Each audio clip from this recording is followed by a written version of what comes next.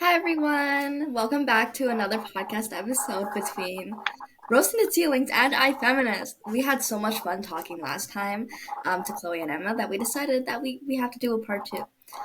So today we're talking about something that I'm sure you've all heard of on social media. It's been a pretty popular topic ever since I feel like the Barbie movie dropped. I think that was around the time it started blowing up, but we are talking about girlhood. Um, I think this is a really interesting topic for all four of us. We all heard it and we're like, yeah, we should talk about this on the podcast. So we've prepared a few questions for each other about girlhood that can get us really like talking about it. So that's what we're gonna be doing today. Today, do you guys want to start us off? Yeah, just thank you again for having us. Really excited for this episode. So we'll ask you guys the first question that we have. And so we were wondering if you could share a time when a supportive network made a significant difference in your life. Okay, I think I'll start. For me, the other day, someone actually came up to me and was like, I don't know how you're so extroverted and how you're able to speak in front of people. And that just made me think about how I was like the shyest kid you'd ever meet when I was little, okay? Like when people would talk to me, I would cry, I would start bawling. I couldn't speak in front of like two people. It was really, really bad. And I think the reason that I was able to gain more confidence and even talk on a podcast is the people around me, like my teachers and my friends and my family, who all told me that I should be able to speak what was on my mind, and that if I do that, I will feel better about it. So I think that was the biggest thing for me in my life. Oh, okay. No, that was. I like how you mentioned how the support network is like a lot of people. It's not even just like your friends, because that's kind of who I think of when people say support network. But like you mentioned, it's like teachers, parents, family. It's like everything. And I think that's super important because having variety too and different perspectives is really important. And like my answer to that question is kind of meta, I feel, but I'm talking about the podcast too, which is when we first started Roasting the Ceilings, there were so many people who hated and despised the idea, and were all up in our comment section talking about how much they hated and despised the idea. And I don't think, now I'm thinking about it, I'm thinking back, if this was a solo podcast and I was just doing it on my own and I didn't tell anyone about this and I got that kind of like reaction, I would not still be here. That's like how I feel personally, but because of the fact that I had Isabel as my co-host, right? I had someone to like rely on, be able to kind of like talk through it with, and I had like my mom who I talked to, like our other female friends, like even teachers who supported it. I think that kind of support system was the reason and I'm sure we were able to kind of like move past that little barrier, because like we barely think about that anymore now. Like I haven't like felt bad about that in like months. So that's the reason why support systems are the reason why we're still here today, which is why I think that's like such an important thing because it kind of keeps you going. Aww. Do you guys have any specific examples with that?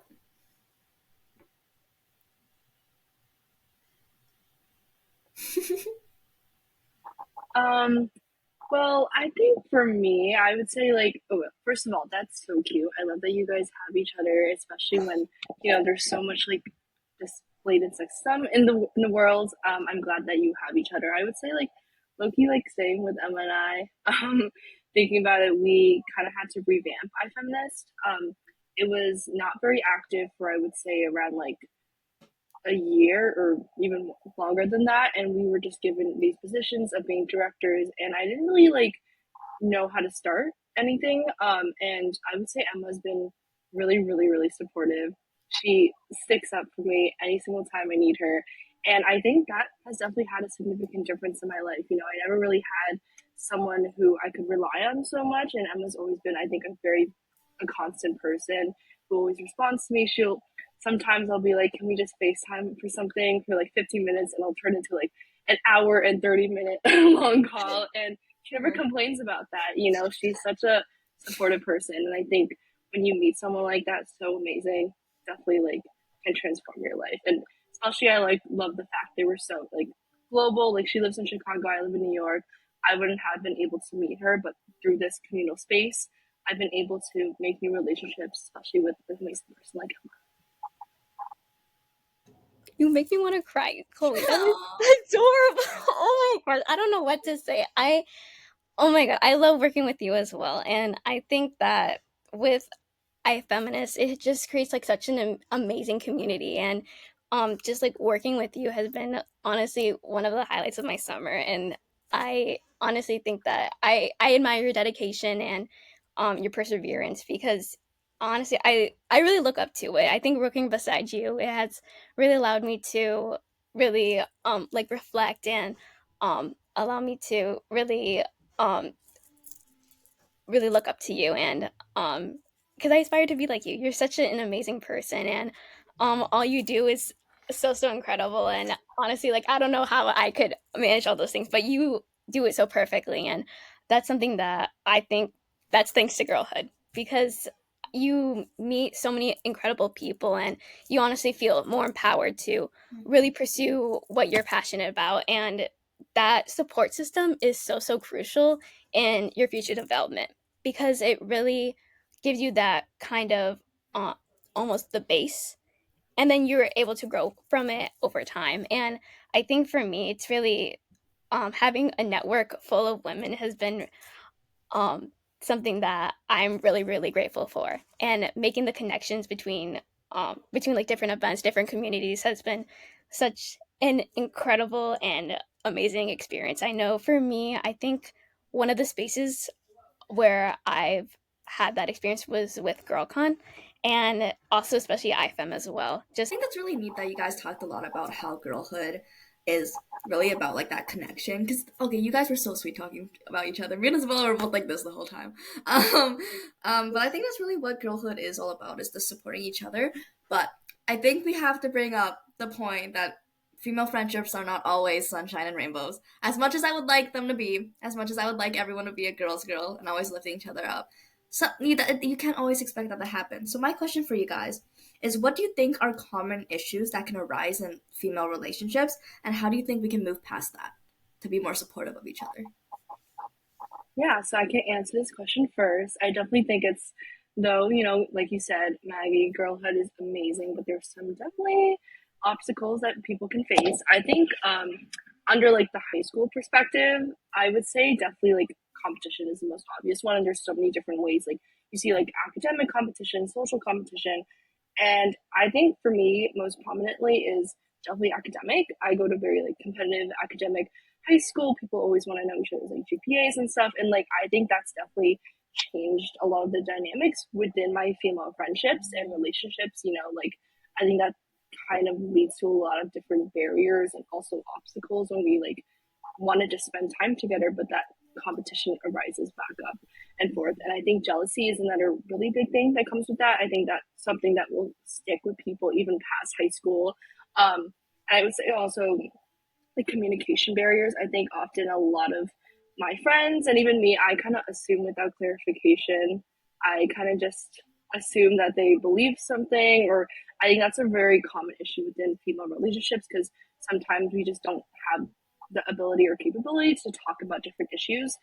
And I would say like my last thing is just toxicity. I think there can be a lot of gossiping, exclusion, and shame within female relationships that kind of ruin it. And I think that's a really big obstacle when it comes to female relationships. I think that's a very high school thing, gossip, but it also can have a really big impact on a person. And in terms of moving past them, I would say the most biggest thing I feel like is fostering open and also honest communication. Like I said about like assumptions, like I am a big assumer. Sometimes I'll be like, oh, this person didn't respond to me. They just didn't want to hang out with me, that kind of thing. So I think also fostering like just talking about it, being open about it. And I also think active listening is a really big part of that too when we talk about female relationships. I think also sometimes it's so easy to get caught up in your own perspective, your what's going on in your life. You kind of fail to recognize other people, and that can also change a lot of different female relationships. But yeah, I think the last thing also we talk about this is like an element of girlhood. I think instead of just having that competition mindset, I think it's really important that we create a culture of supporting each other's achievements and empowering each other, uplifting each other. So that can really transform like a rivalry and like a really heated discussion into a strong bond of just mutual respect. And I think definitely this is something really important as, when we go into college and stuff like that. I think it's really important to also just practice empathy and also just feel empowered in a community that we all just shared. So using that as a tool instead to go from just competition and jealousy into a better, more empowering space. I agree with almost everything you said there, especially the competition bits. I feel like we've talked about this a bit on the podcast as well. But when like girls feel like they're in competition with each other a lot of the time, and that kind of sucks because like there's so few women in different fields that are like male dominated, so they feel like they have to be in competition with each other because they feel like that's the only like comparison they kind of have. But I think if we uplift each other, everyone can win out of that. So I think it's great. Emma, did you have Yeah. anything you wanted to add on to Yeah. that? Yeah, absolutely. I think that what you said about the dynamic between women and not supporting them if you're like the only woman in like one of the only two women in the room, I think that's something that really impacts people in a really distinct and uh, distinct way. I think for me, just really like fostering a community where you can feel empowered and empower others is something that's so so crucial, in my opinion. But I think one of the common issues that I face, I think Chloe said it the best, but I I would also agree with competition. I think for me, I don't go to a really competitive high school, but I think that the the circle I'm surrounded with are people who value education, and that's something that I really value. I really value education, and being with people who also value it is really really important to me. And there have been moments where there has um, there has been moments where competition has arisen, and I think one of the major moments uh for that was when I had a friend. She has the same name as the first name as me, but I think she actually she outperforms like everyone. I She's like one of the smartest people I know at my school, and I think really like the smartest person like ever. And she's so passionate about what she does, and she's just such an intelligent girl. And I remember she refused to show me her scores for some exams because I would always ask about it. But I always knew that she performed better than me. And that's something I understood over time. And I think that for me, it's just competition has really been something that I've struggled to overcome because we need to establish that support system between Mm-hmm. um, whoever we're around. And honestly, I think part of that has also been rooted in misunderstandings because their girlhood has also ha- impacts people in really interesting ways. And I think that really fostering open communication is one of the major factors to overcome that. And I definitely agree that mentorship and really having mentoring opportunities is one of the major ways we can also overcome it, because I think having honestly someone who has been in your shoes and hearing their perspective is something that's so so important, because I think for me, just seeing another person, especially a woman, with a similar background as mine, pursuing what she enjoys is something really really that's something that really really impacts me. And I think for me, it's really been for like I'm just bringing IFM into this. And one of my first articles was about a woman who inspired me, and just having her inspire as an inspiration to me and also inspiration to others is something that really um, allows everyone to feel empowered. And I think that's one of the major parts of girlhood. Oh, Is there that's anything really you guys sweet. wanted to touch on this question? I think one thing that you mentioned briefly, like the whole misunderstanding part of it, is what I think a big issue within like female relationships is on my end. I'm sure everyone goes through this, but sometimes someone will say something and I'll just be like, I'll start overthinking it, right? I'll be like, what do you mean by that? Like, do you hate me? Like, I think we touched on this. I'm like, do you like actually, are you preying on my downfall? That's how you can feel sometimes between girls in relationships, just because I think a lot of my female friends too tend to overthink, they tend to overanalyze bits of conversations, bits of like expressions, bits of like body language. And because of that, I know a lot of us will jump to conclusions and they'll be like, oh, this person has it out for me. Like, I don't know. I don't think they like me anymore. But a lot of those times, that's just not true. Most of the time, it isn't. Like, I think most of the times hostility between friends, especially female relationships, comes from a place of just like misunderstanding. And I feel like both of you mentioned this with the clear communication part of that. If you kind of just talk to someone and be like, hey, do you hate me? They'll be like, what? No. And then that's squashed. So I think that's a big part of moving past like an issue in like that kind of relationship is just to be able to talk to your friends and be like, hey, I kind of feel like this. Can you just kind of talk, do you want to talk about this a little bit? I think that can squash a lot of the inner like kind of like passive aggression you can kind of have. So that's kind of my take on that. What about you, Isabella? Yeah, I think that along with the competition, it's often caused by insecurity, and that insecurity is often caused by everything in society that's trying to make women and girls feel small, right? Like people at school or social media or even companies and marketing that are trying to capitalize off of girls and women.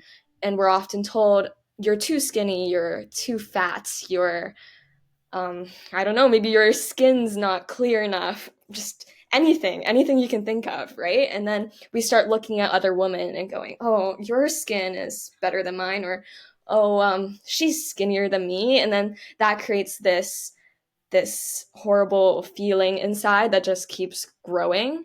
And when every woman feels that against each other, then there's no culture, there's no community. So I think what we all said is completely right about creating that collaborative culture and making sure that we're supporting each other and uplifting each other rather than always thinking about our insecurities, because we can help each other heal that way. Well, I like that kind of take like view on it where it's like girlhood is helping each other like heal from like what society kind of pushes on us. So yeah, I think that was a really good kind of reflection we all just did there for a moment. So what's the next kind of question you guys want to ask us? Yeah. So the next question we have is, how would you guys define girlhood, and how has your perception of girlhood evolved over time? Oh, I've never been good with definitions. I'm gonna be honest. But I think it's definitely changed over time because like if you kind of think back to like what the old days like before feminism, the girlhood would definitely mean like just literally like being a girl, and it would have a lot of more connotations to it where it's like oh like getting married at 15 and like having kids and like cooking. I don't know. Like there's a lot of like there's more associated with it. But I feel like especially with the kind of rise of feminism and with the rise of like fighting for equality, girlhood has since turned into a term where it's more of just like what we talked about, where it's like supporting each other. Girlhood, I feel like to me, is just being there for other girls and making sure you have that support system. But yeah, I'm not sure exactly how I define it, but I feel like it's definitely not the same as what someone would have said in like the 1700s. Yeah, I think that when I was younger, I definitely I had a lot of jealousy in me and I didn't know how to handle that. From seeing girls who were smarter or girls who were prettier, and then I would just feel really upset and I would want to compete instead of being friends with those girls. And I think slowly as I matured and grew older and kind of had this awareness of everything that's pushing me to feel that way, I started realizing how beautiful girl friendships can be if you put the time and the effort into it and you hold that awareness to yourself about what you might be almost conditioned to feel like. So I think that girlhood, I almost value it more now because of how much I devalued it when I was a child. Um, so I think it's really beautiful to have a community of girls who all support each other and um, who really genuinely want the best for each other. And I think that's what it is to me. How about you guys? Yeah, I love all of your definitions. I think I was just thinking about when you were talking, like Isabella, you were talking about when you're younger. I think for me, girlhood when I was young was just like the simple idea of like friendship, and I think you get a lot from that growing up. But I think now, as you see girlhood, I think honestly, when I think of girlhood, I think of like TikTok because there's so many TikToks of it. Like this is girlhood, and they'll show like a Caesar salad or something like that, like something really just silly like that. But I think that really does encapsulate girlhood, I think a big part of it is vulnerability. Sharing different aspects of your life that you wouldn't be comfortable with sharing with other people, but then you kind of build connection and a community over that. You're learning more about yourself. You're discovering your personal interests. You're navigating societal expectations while having a supportive community. And I feel like that is what girlhood is. It's marked by a blend of innocence, like I said, vulnerability, curiosity. There's a lot into it. And I think when I was younger, I didn't really think of girlhood. I just was like, oh, I have like some friends, whatever, whatever. But as I grow older, I think that you learn so much more about the world, that there's so much more that you need to handle. There's so many other pressures you need to conform to. And girlhood is giving you the platform and space to navigate those and also empower yourself. So I think that's what I would say, how it's evolved over time in my definition.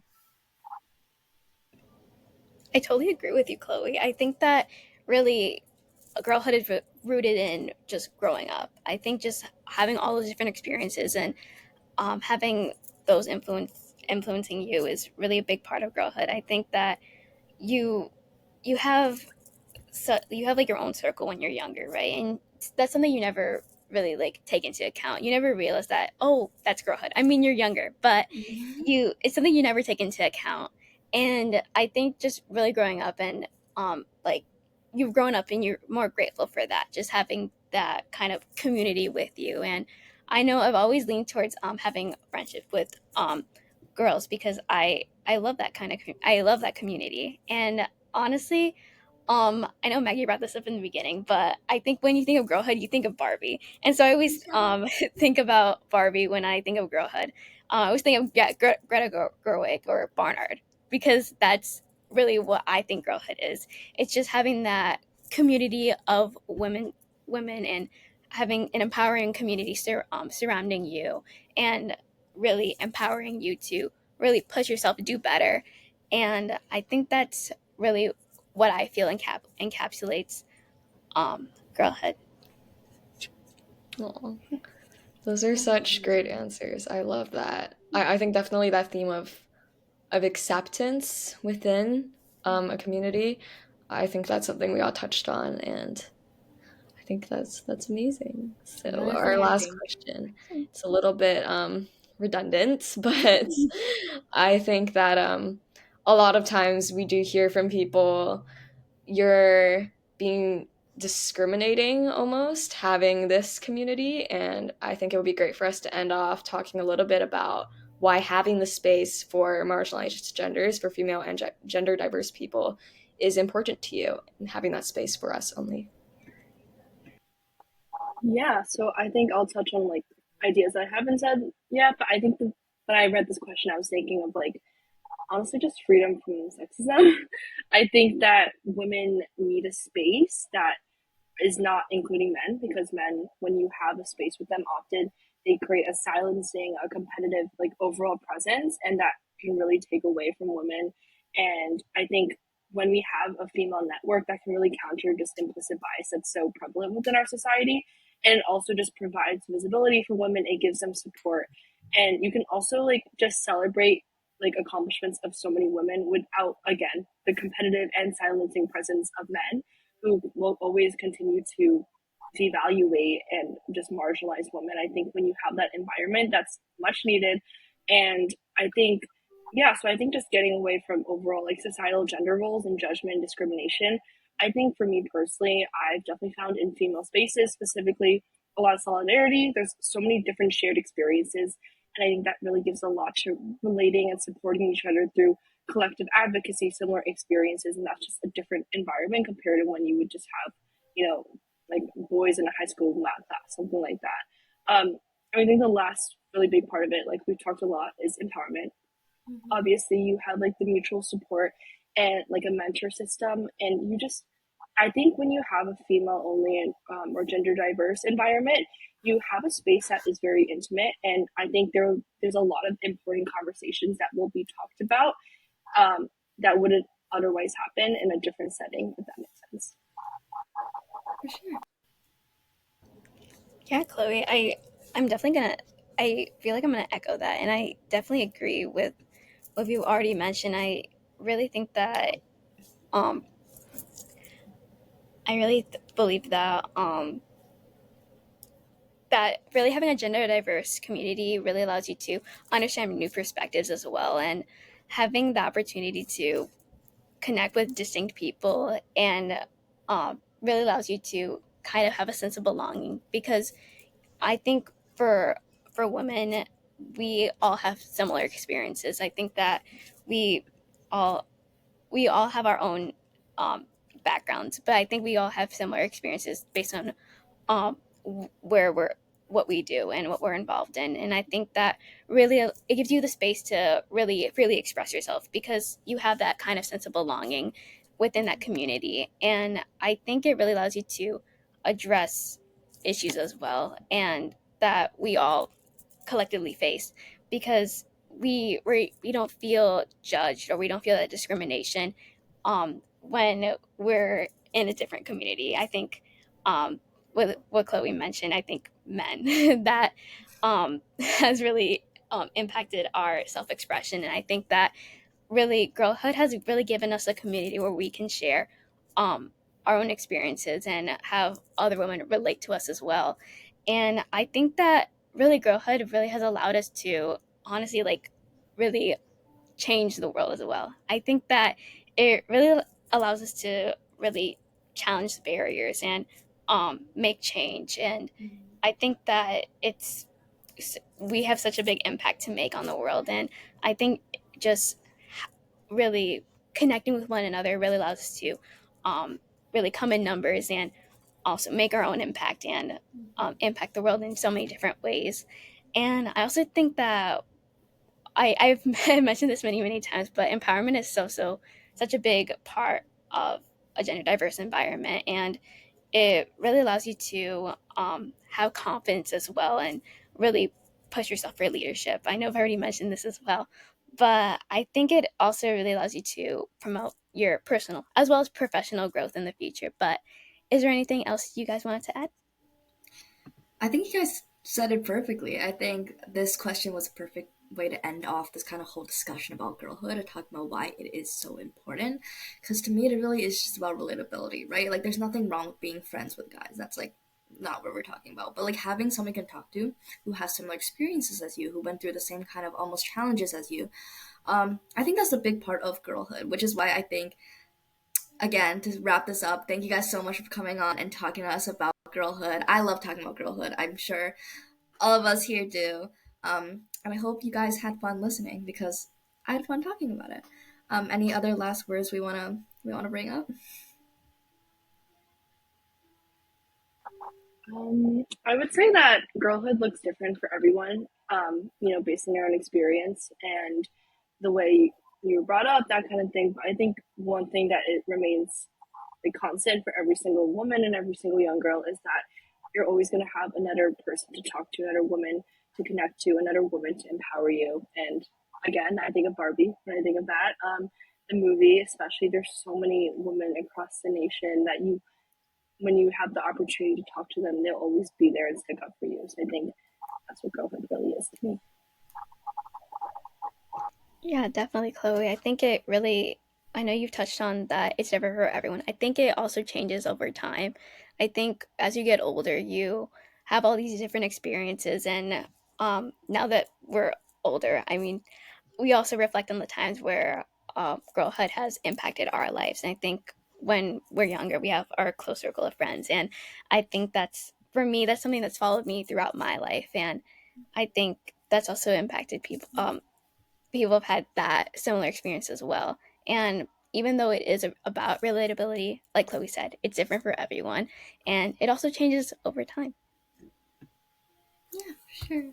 If you guys want to talk more about girlhood, make sure to check out both the Roasting the Ceilings and iFeminist podcast. We talk about that stuff a lot on both of our channels. So thank you guys for listening. Thank you. Bye. Thank you. Thank you. Oh my god, sorry, I didn't mean to stop us so suddenly, but I think we were